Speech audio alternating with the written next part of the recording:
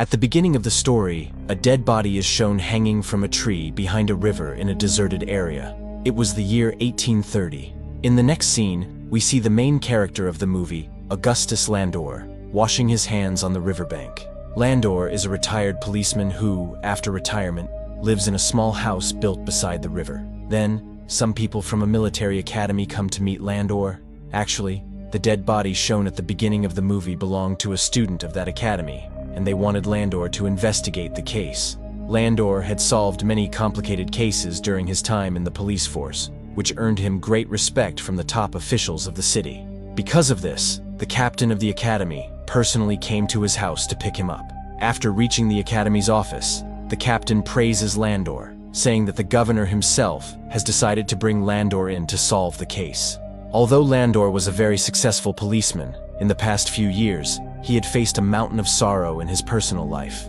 His wife had died 3 years ago, and his daughter had run away from home with someone. Because of this, he began to feel very lonely. Due to his loneliness, Landor started drinking and became dependent on alcohol.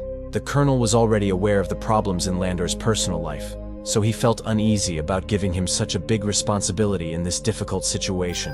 However, putting his personal problems aside, Landor asks the colonel the reason for calling him there. The colonel tells him that a student of the academy named Fry had committed suicide the night before, but that wasn't what was troubling the colonel and the captain.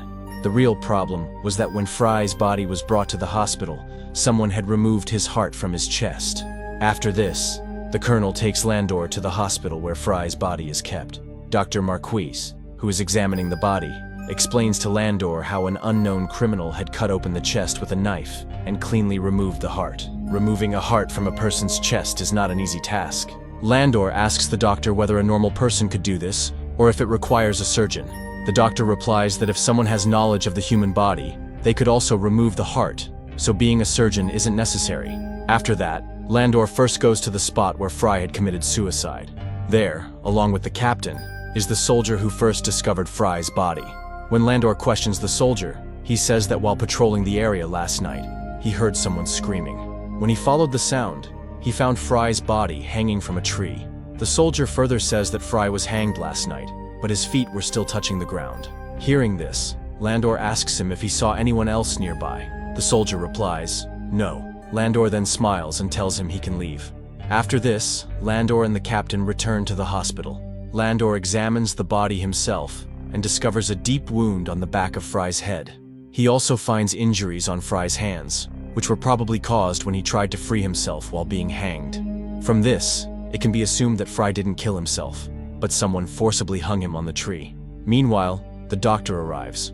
When Landor and the doctor look at the injury on Fry's head, the doctor is surprised that he didn't notice such a serious wound before. Then, Landor and the doctor open Fry's clenched fist and find a piece of paper inside with some letters written on it. The doctor is shocked that such important information had escaped his attention. The paper Landor found could be a big clue. He takes the letter and prepares to leave, but the captain stops him. The captain asks Landor to investigate the case secretly. He doesn't want the academy's reputation to be ruined because of Fry's murder. He also strictly warns Landor not to drink any alcohol until the case is solved. Landor had already become infamous in the city as a drunkard. After agreeing to all of the captain's conditions, Landor begins his investigation. He returns to the place where Fry's body was found and starts searching for clues. While investigating, a student from the academy shows up. The cadet's name is Edgar. Edgar tells Landor that he has also been trying to investigate Fry's case in his own way, and he believes that Fry's killer is a poet. Saying this, he leaves. Later, Landor questions the constable who was guarding Fry's body in the hospital when the heart was stolen. The constable tells Landor that he was on duty until 2:30 a.m. At that time, an officer came and discharged him. However, because it was dark, the constable couldn't see the officer's face. Landor is surprised to hear this. The constable also mentions something strange. He noticed that the officer didn't have a rank badge on his shoulder, which is normally a matter of shame for any officer. This makes Landor even more puzzled, so he goes to a bar to calm his mind. Landor knew the bartender, Patsy, very well. Today, Patsy was feeling a bit upset. When Landor asks her the reason for her worry, Patsy tells him that she knew Fry very well and is very saddened by his death. She adds that only a few special people in the academy knew about Fry's death. Landor is surprised and asks Patsy how she came to know about the incident. Patsy points to a man sitting in the bar. Landor sees that it's none other than Edgar, the same person who had told him that Fry's murderer was a poet. Landor asks Edgar why he said that. Edgar, in his poetic style, says that only a poet could think of committing a crime like stealing someone's heart. He adds that he himself is a poet, so he knows how a poet thinks. Landor realizes that Edgar is speaking under the influence of alcohol. As Landor is about to leave, Edgar stops and tells him a secret. Some time ago, Fry had a fight with his roommate, but no one knows what the fight was about. The next day, Landor and the captain bring in 2 soldiers for questioning. One of them was Fry's roommate. Landor asks him about the fight between him and Fry. The roommate replies that there was never a serious fight between them. He says that Fry had fallen into bad company, and he was only trying to guide him back onto the right path. They had a small argument about this. However, Fry's roommate didn't know who those bad friends were. Fry never shared their names with him. Landor takes his statement and allows him to return to his room. After this, they question another soldier named Stoddard, who was the last person to meet Fry before his death. When Landor asks him about Fry, Stoddard says that Fry was in a hurry that night and was sneaking away from the officers. Fry didn't tell him where he was going. He only said that he had some important work. While Stoddard was telling this, his face turned pale, which made Landor suspicious of him. At that time, Stoddard wasn't feeling well, so Landor gave him permission to leave. Just then, an officer brings a message for the captain. It said that someone had taken out the hearts of a cow and a goat the night before. After reading this news, the captain becomes furious and, to prevent any more killings, he declares a complete lockdown of the academy. However, Landor and Edgar meet outside the academy, ignoring the rules. Landor had assumed that Edgar must have known Fry well, but Edgar says he had never even met Fry. Landor then proposes working together to solve the case.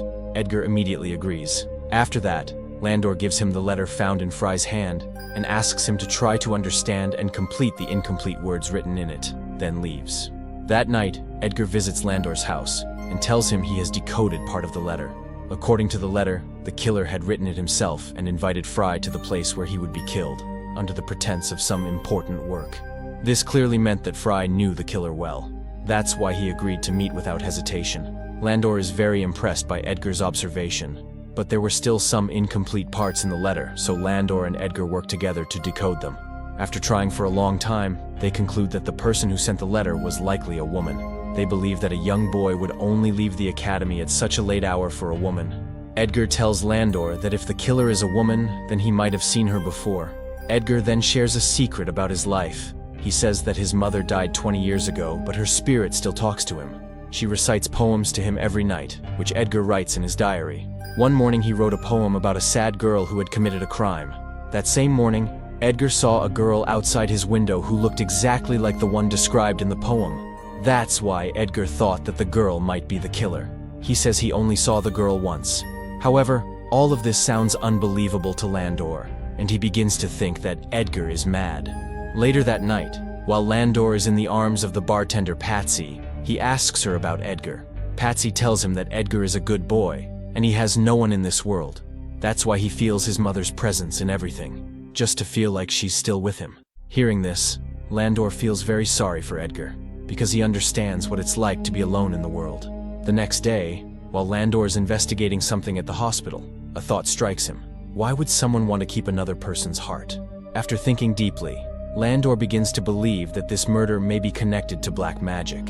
He writes a letter to Edgar, asking him to meet at an old, deserted house. By chance, Landor finds evidence of black magic in the house, along with a demonic symbol. By the time Edgar reaches there, Landor finds out that the killer was taking out the hearts of people and animals for black magic rituals. After learning this, Landor and Edgar immediately go to one of their friends who knows a lot about black magic. Landor's friend tells him to take out a book from the bookshelf. The book was written by a famous witch hunter. It was written in the book that one of the rituals to please the devil is to offer the heart of a hanged man to the devil. Along with this, the friend tells Landor that many years ago there was a famous witch hunter named Henry Leclerc, who had killed about 700 witches. He had written another book in which he described a ritual to become immortal. However, nobody knows where that book is now. After this, Landor tells Edgar to go and make friends with the soldiers and try to find out who among them knows about black magic. Edgar does exactly that. he becomes friends with a group of soldiers and learns that the doctor's son, Artemis, knows about black magic. On some excuse, Edgar meets Artemis and becomes friends with him.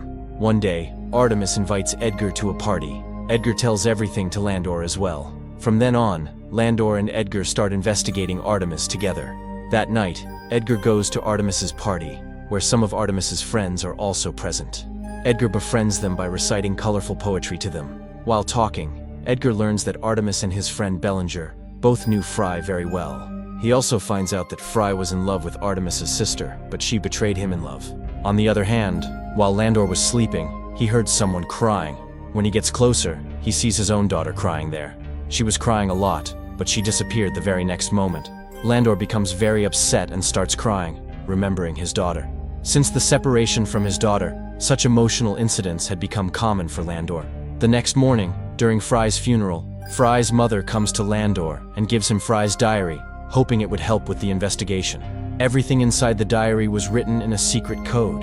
Understanding what was written in it was not an easy task, but Landor starts trying to decode it. Meanwhile, Edgar becomes friends with Artemis's sister, Leah, the same girl he had seen outside his window the morning he was writing the poem his mother told him. Edgar invites Leah to meet him at a deserted place so that he can investigate her.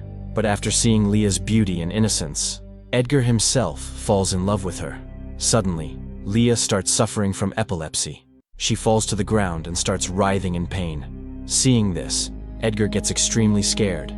However, after a short while, Leah recovers on her own. At the same time, after putting in a lot of effort, Landor finally succeeds in decoding the words written in Fry's diary. That night, while Edgar is returning from the academy, he senses someone's presence around him. But when he looks around, he sees no one. Suddenly, Bellinger attacks Edgar and threatens him to stay away from Leah. Actually, Bellinger was also in love with Leah, and he didn't like Edgar getting closer to her. Just then, Landor arrives and beats Bellinger, making him go away. Edgar becomes very angry and tells Landor that if Bellinger comes between him and Leah again, he will kill him. Landor somehow calms Edgar down and explains things to him. The next morning, Landor hears from the captain that Bellinger has disappeared. Landor is surprised to hear this. He goes with the captain and the rest of the soldiers to search for Bellinger. After a short search, they find Bellinger hanging, just like Fry. His heart was also taken out of his chest. When his body is brought to the hospital, Dr. Marquis tells the colonel and the captain that Bellinger's murderer is someone else, because the chest wounds on Bellinger and Fry are completely different. The biggest difference was that this new murderer had also made Bellinger impotent. After hearing this, the colonel becomes furious and starts questioning Landor's abilities. He scolds Landor, saying that even after so many efforts, Landor has not been able to find any solid evidence. Meanwhile, the captain tells Landor that he now fully suspects Edgar. The captain says that during dinner the previous day, Edgar was openly telling the soldiers about his fight with Bellinger, and he even threatened to kill Bellinger in front of everyone. Landor defends Edgar, saying he is a good boy. He must have said those things in anger, but he can't kill anyone. Then the captain tells Landor something surprising. He says that last summer, Edgar had also gotten into a fight with Fry. The colonel adds that he would have arrested Edgar a long time ago, but there is no solid evidence against him.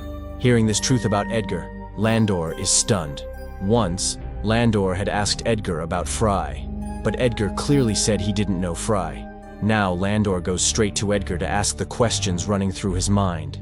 He scolds him angrily and tries to get the truth out of him. In his defense, Edgar says that ever since he joined the academy, he has had fights with dozens of boys because many people made fun of him for his face or personality.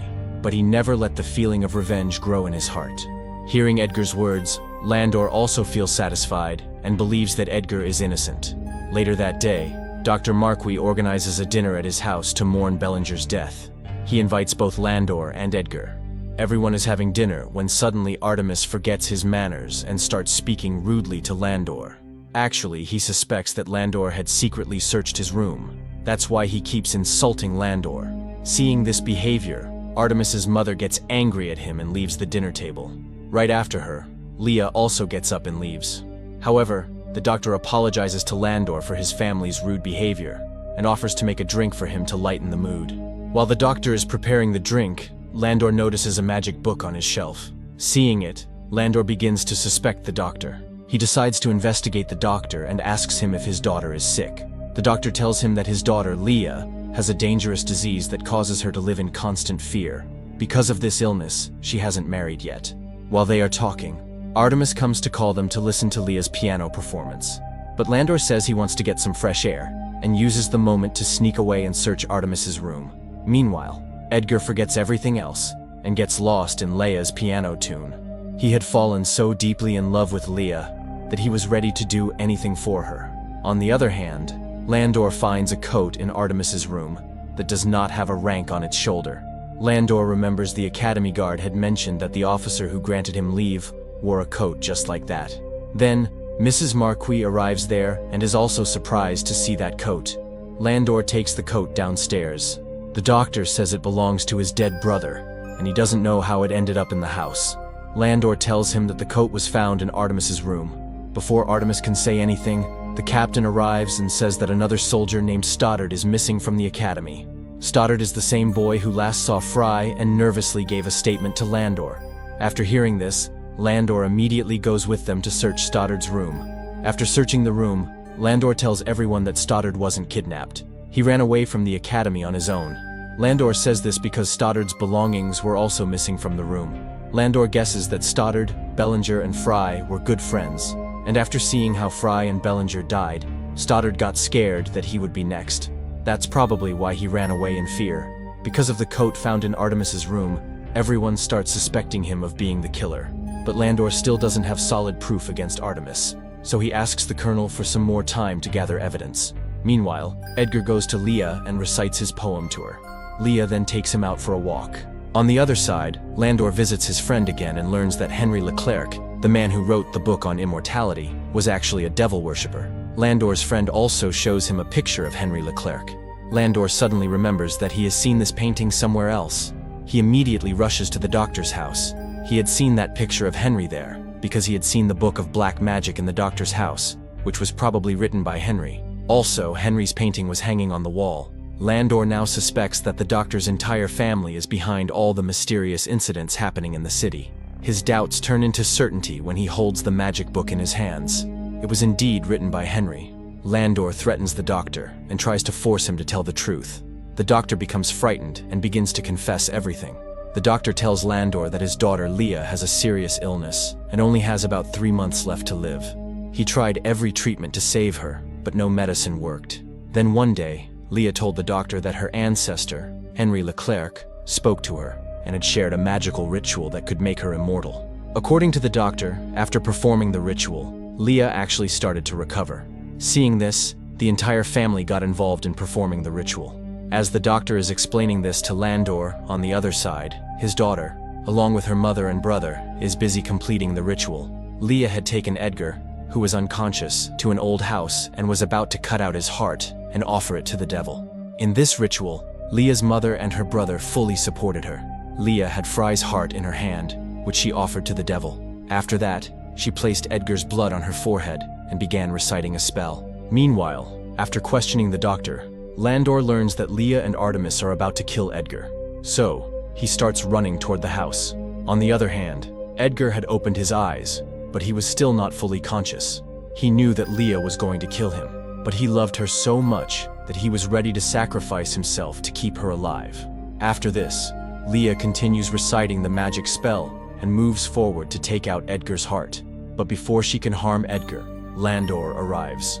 All three of them get scared when they see Landor and warn him to stay away by threatening him with a knife. Just then, a candle falls and sets the house on fire. A scuffle begins between Artemis and Landor.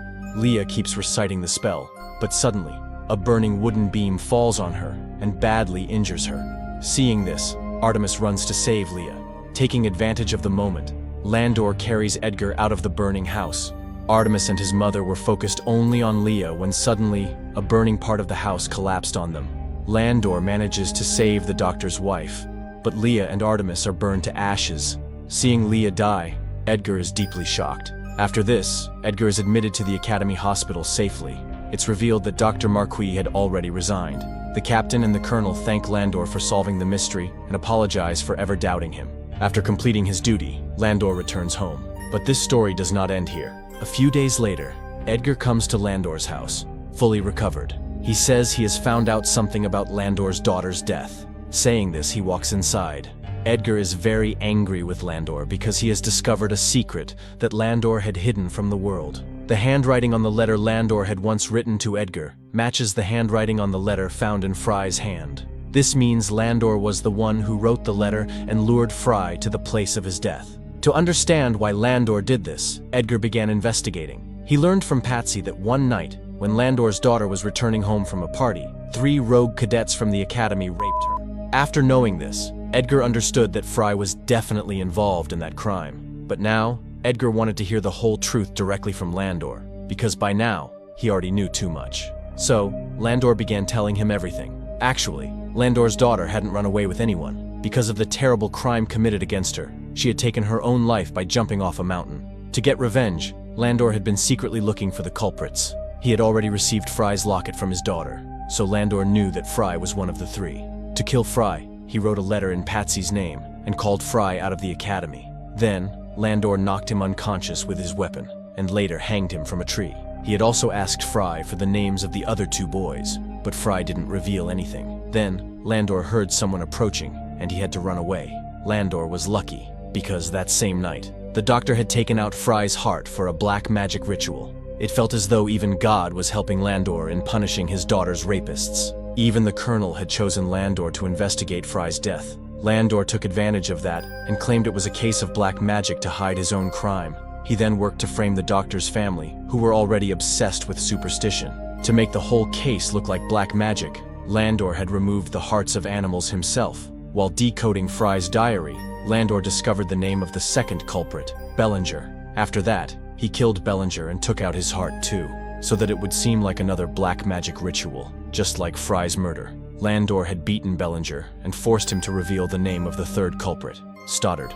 But before Landor could kill him, Stoddard ran away from the academy in fear. Edgar asks Landor why he didn't punish Stoddard. Landor replies that he no longer has the courage to commit another murder. He only hopes that wherever Stoddard is, he lives with guilt for the rest of his life. In this way, Landor very cleverly took revenge while fooling the entire military academy. And Landor didn't regret what he had done, because he did it all for his daughter. But Edgar's heart was shattered by Leia's death. That's why he takes Landor's letters to the colonel as evidence. But then he realizes that this punishment wasn't enough for the monsters who had done such a horrible thing to Landor's daughter. Thinking this, Edgar burns the evidence. After all this, Landor had nothing left, except the memories of his daughter. That's why, in the end, he goes to stand at the top of the mountain to reunite with his family. Friends, if you liked this video and got lost in the story while watching, then please subscribe to support us, so we can keep bringing you more videos like this. Thanks for watching.